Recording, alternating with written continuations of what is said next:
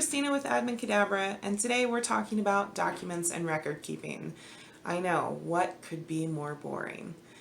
What I want to show you today is what kind of documents you can expect now, in the near future, and in the later term, and how you can develop a structure wherever you store your digital documents so that you're never lost or looking for something that you know you have but you just don't know where it's saved to.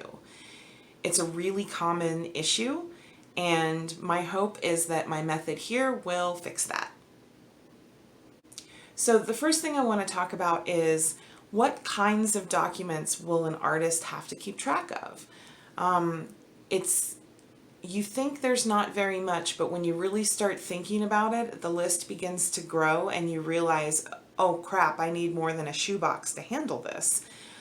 We live in the internet age, so a good chunk of the paperwork that we have to deal with comes in digital form. So that's emails and attachments and PDFs and downloads of all sorts.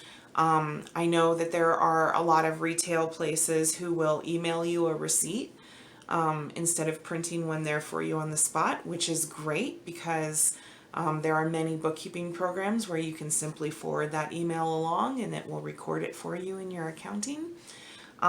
Speaking of accounting, there's some paperwork. Your bank is going to send you paper whether you like it or not. Other documents might be sales agreements. When you start selling work for a lot of money, you're going to want to have a little bit of a paperwork trail happening.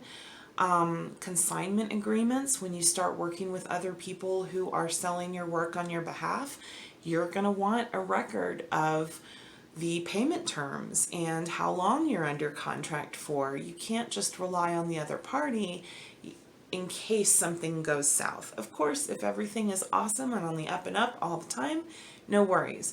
But in that one instance where somebody doesn't keep to their word, you're going to want to have a copy of that contract.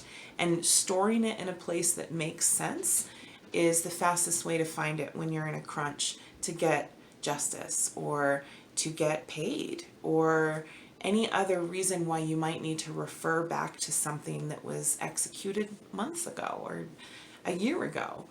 Taxes can be done on paper. They can be scanned in a digital form. They can be completed online, but you're going to end up having and needing a copy of that on your device. Other things that you might have documents for is the receipts of when you purchase art supplies. Anything that you buy for your art studio, whether it's an easel or drop cloths or paintbrushes or sketchbooks, all of that can be written off on your taxes, but only if you have the receipts to prove it. Now, I'm not a tax attorney, I'm not an accountant, I'm not a CPA, I'm not a bookkeeper, I'm not licensed or certified to do any of that. I do my own taxes with the advice of some people who are smarter than me. So I'm simply relaying my experience of when I do my taxes. It is so much more helpful that I can just itemize my expenses because I have all my receipts right there, because I've been smart about how I set up, how I keep my records.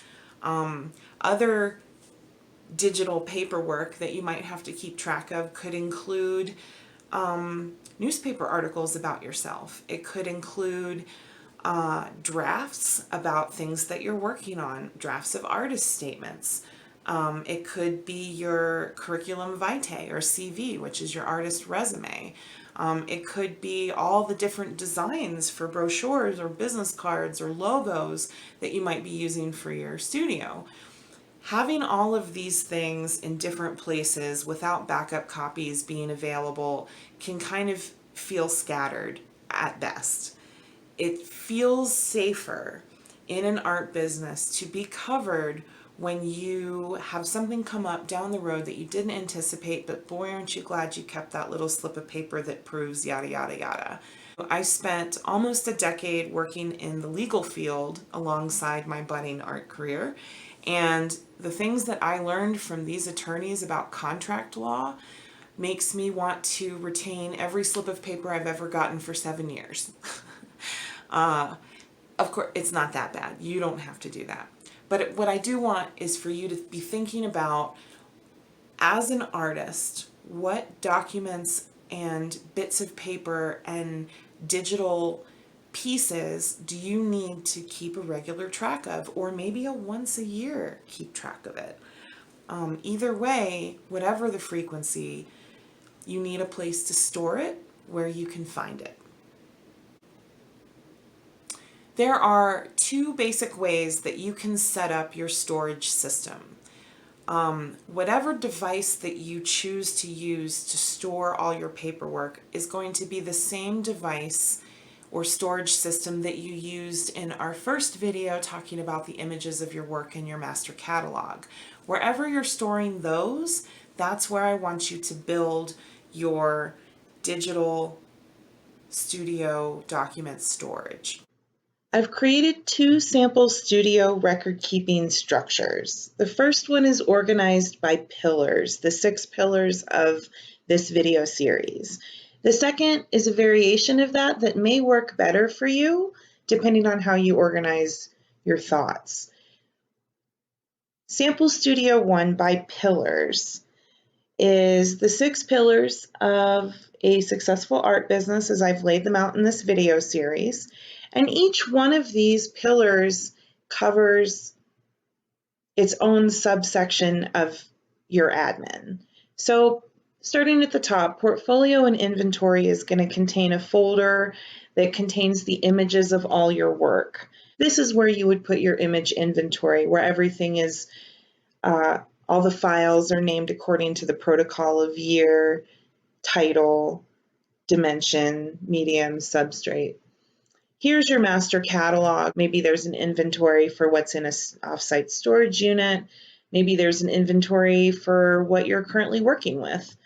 Your master catalog obviously would go in here. You may have different versions of that one as well, depending on what stage of your career you're in. Going back to the main folder for the first sample studio by pillar, documents and records, this is what we're talking about in this video. This is where you're going to put your artist documents, such as your artist statements, your bios, exhibition history. You'll put your branding materials here. So this might be if you have a banner for a show, like an art walk or something, where you might store your brand identity and colors, where your logos could go. If you have a graphic designer who built a brand palette for you, those hex numbers for those particular shades of color can be stored here. You keep various variations of your business card design. You might put your logo out here, but this is basically everything that has to do with who you are as a brand. Here you've got, under documents and records still, external contracts and internal contracts. Internal contracts are going to be, maybe you have an assistant working with you. Maybe you have, these would be your sales agreements, your certificates of authenticity, any contracts or legal documents that you generate and need another to sign on would be stored here for internal contracts. External contracts are going to be contracts that come from third parties outside of your studio organization. So this could be a museum that you've contracted to have a show with. It could mean a consignment agreement with an art dealer. It could be your insurance company for when you travel with your work. Anybody who wants your signature is going to have a contract saved here. The reason I divide these up is because a lot of the times the contracts we receive have to be signed in the way that the sender wants us to, but contracts that we send out are usually can be signed in a different way from other third parties. So I like to use a program called Sign Request. You may have also heard of DocuSign. It's a way to electronically sign documents and have a signing log and a timestamp, and they hold up in court and that kind of thing. So because of that, I like to use that program, but in order to do so, I have to save a draft of the document, upload it from there, then it would be signed, and then all the signing logs are have already been set to be saved to this internal contracts folder. So it just makes it easier for me to have it all in one folder. That way I also know that if I'm looking for something an art dealer says, oh, don't you know about this clause in our contract, I can go right here and I don't need to go sifting through both of these when maybe time is a factor. Financial, this is really important. It's going to hold any PDF bank statements you might receive, any of your budgets, a supply budget, projections for the next year, travel budgets to go to fairs, any invoices or estimates maybe that you would send out to potential commission requests.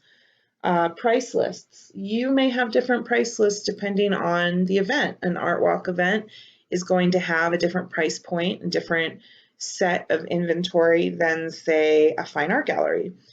You also may have the friends and family discount list versus a wholesale list versus a retail list.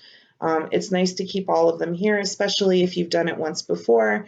All you have to do is maybe change the heading on it and you can reuse it for something else without reinventing the wheel. Tax time, so fun. We'll talk about that more in the financials video.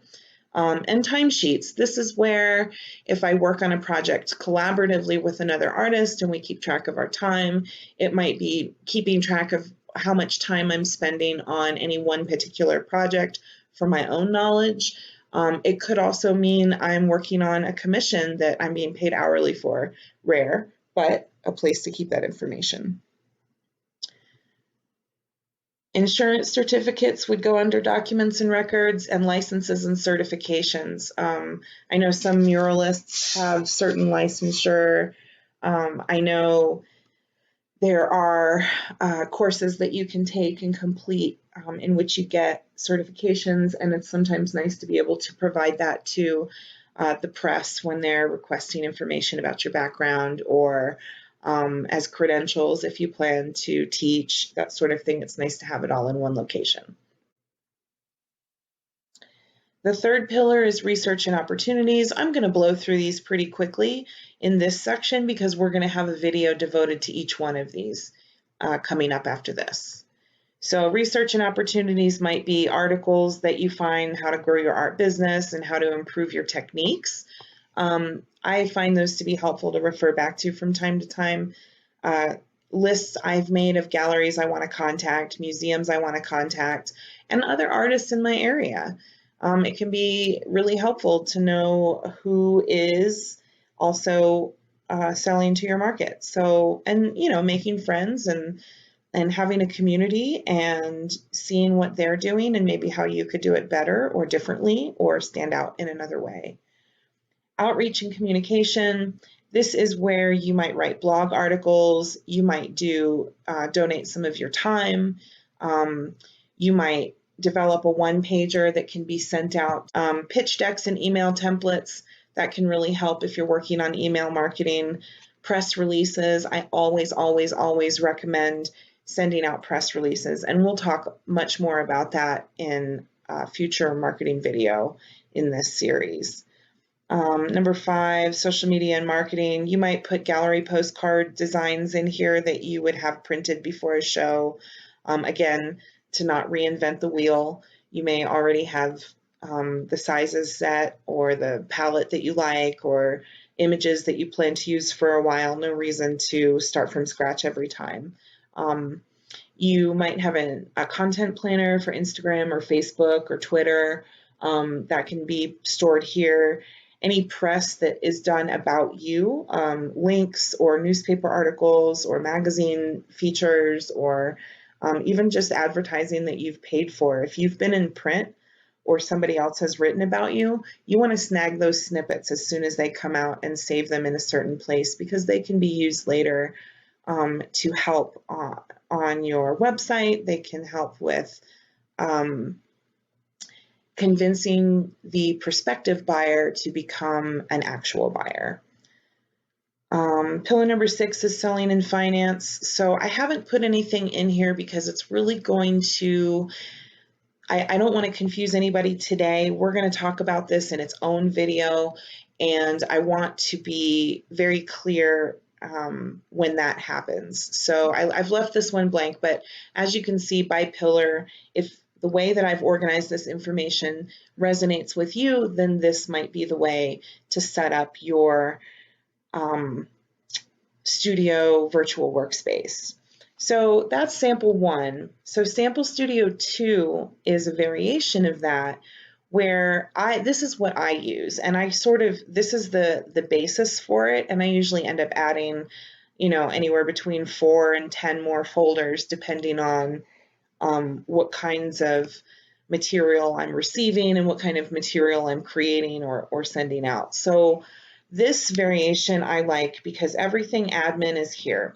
I call this the intuitive variation because whatever it is that you're looking to either find or store will fall into a limited number of categories. If it's an image, if it's like a picture of any format, it would go here. If suddenly I'm dealing in video for a little while, maybe I'm doing time lapses of my work, then I might change the name of this to images and video, and then I would be able to store my video within here.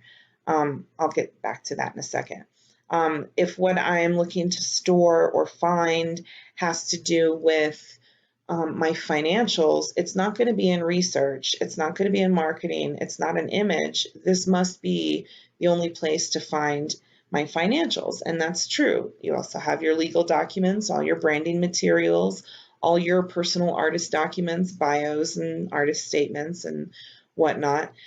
Admin feels like a catch-all, but if it's not an image, if it's not related to reaching out to others, and if it's not related to improving some aspect of your current practice, then it's probably going to fall into admin. If you have something that's kind of related to one of these, go ahead and open it up and make a subfolder. You can see here under images, not only do I have images of my works in this folder, I also have maybe my headshot that I've been using for the past 6 months.